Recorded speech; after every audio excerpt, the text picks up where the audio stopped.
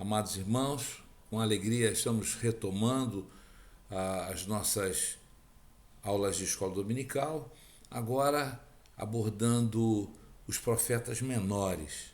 Não é um estudo muito fácil, alguns são mais fáceis do que os outros, alguns são mais curtos do que os outros, mas é um estudo que exige da gente um cuidado, uma interpretação mais apurada. Assim, eu queria propor para vocês, o que vou fazer com a autorização da nossa líder, a gente estudar um pouquinho sobre os princípios elementares de hermenêutica. Nós vamos estar examinando esses princípios. O vocábulo hermeneu significa expressar, expor, indicar, interpretar, traduzir.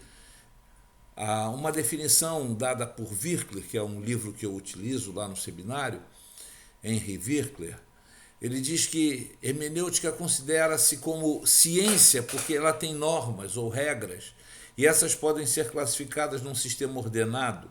É considerada como arte porque a comunicação é flexível e uma aplicação mecânica e rígida das regras às vezes distorcerá o verdadeiro sentido da comunicação. Exige-se do bom intérprete que ele aprenda as regras de hermenêutica, bem como a arte de aplicá-las.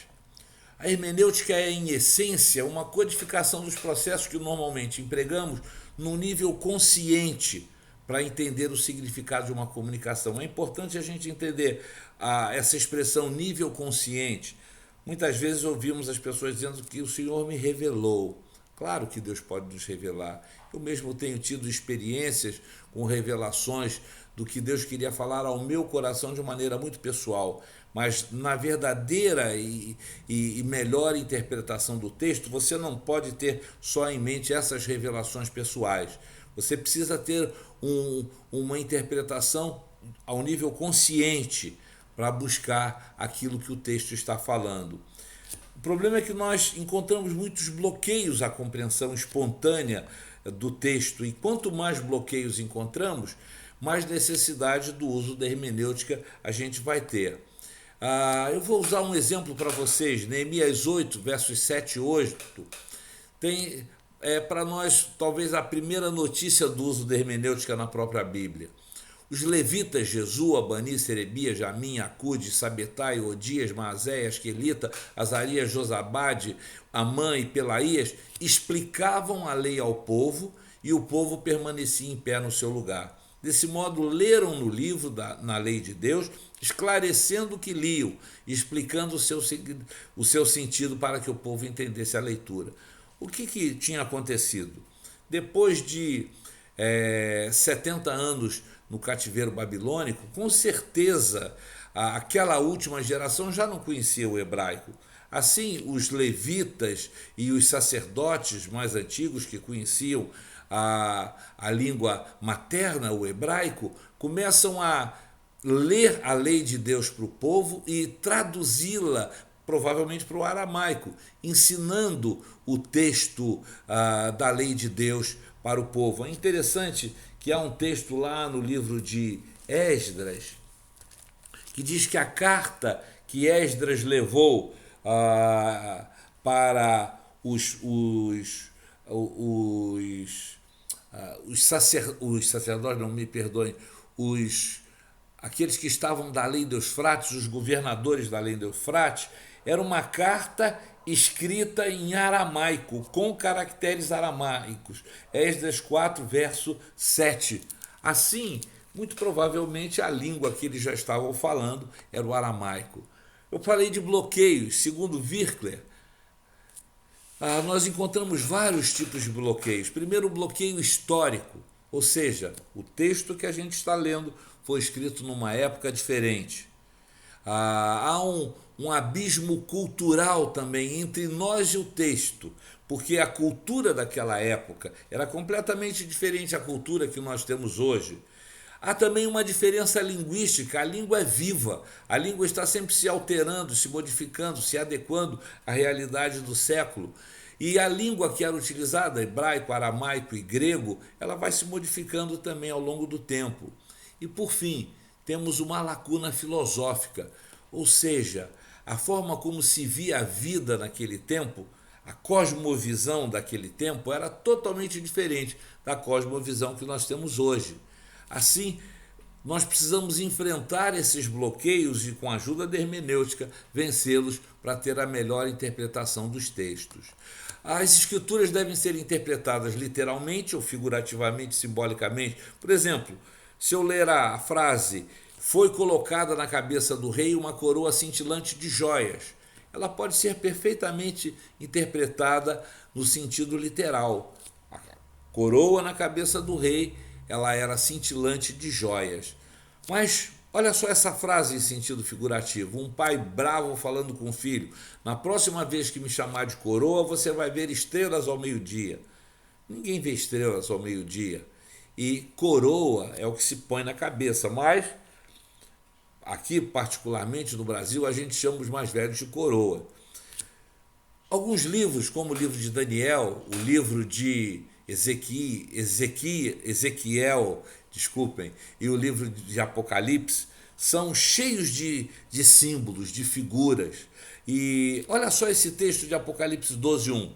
"Viu-se grande sinal no céu, a saber, uma mulher vestida do sol, com a lua debaixo dos pés e uma coroa de 12 estrelas na cabeça." Ela é toda simbólica, é todo simbólico esse texto. É complicado entender o que é uma mulher vestida de sol com a lua debaixo dos pés e que tem uma coroa de 12 estrelas na cabeça. Você precisa entender o que no caso, o nosso evangelista João queria dizer com esse texto. O teólogo conservador, ele entende que o texto bíblico deve ser interpretado sempre tendo em vista qual era a intenção do autor. Às vezes a gente costuma querer interpretar um texto achando que é o que o texto diz para mim, mas não, você tem de ir lá no tempo em que ele foi escrito.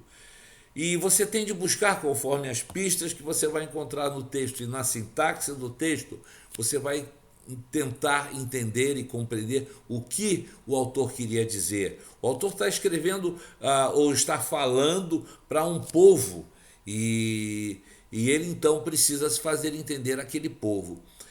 Se você tentar interpretar o texto de outra forma, considerando que as palavras têm sentidos simbólicos, você jamais vai poder determinar quando elas vão ser corretamente aplicadas, sejam literalmente, figurativamente ou simbolicamente.